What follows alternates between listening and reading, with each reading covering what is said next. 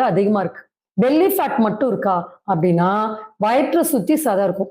Conceive ஆனதுக்கு அப்புறம், பிரெக்னன்சிக்கு அப்புறம், டெலிவரிக்கு அப்புறம் அந்த ஊதுன வயிறு குறையவே குறையாது. சில பேருக்கு அந்த வயிறு கல்லு மாரி இருக்கும். சில பேருக்கு அந்த வயிறு அப்படியே தொங்கி போயிருக்கும். ஒரு ஒரு மாடர்ன் ட்ரெஸ் கூட போட முடியாது. புடவை கட்டினாலும் ப்ராப்ளமா இருக்கும். அந்த மாரி வயிறு மட்டும் இப்படி தொங்கி போயிருக்கும். சிம்பிளா சொல்லுவாங்க, "நான் டெலிவரி அப்ப சரியா வயிற வந்து டேக் கேர் பண்ணல. அதனால எனக்கு இப்படி வயிறு தேங்கி போச்சு" அப்படிம்பாங்க.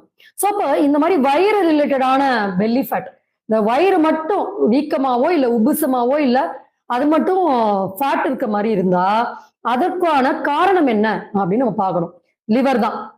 யூட்ரஸ், லிவர் லேடீஸா இருந்தா, இப்ப நம்ம விமனுடைய வெயிட் லாஸ் பத்தி தான் பார்க்க போறோம். சோ பர்ட்டிகுலரா அது வெயிட் லாஸ் ட்ரிங்க்ஸ் எல்லாம் பார்க்கறது முன்னாடி நம்ம ரீசன் நல்லா தெரிஞ்சுக்கலாம்.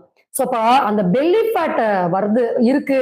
இந்த வயிறு வயிறு வந்து தொங்கி போயிருக்கு அப்படின்னா, அதுக்கு என்ன ரீசன் அப்படின்னு நம்ம தெரிஞ்சுக்கணும்.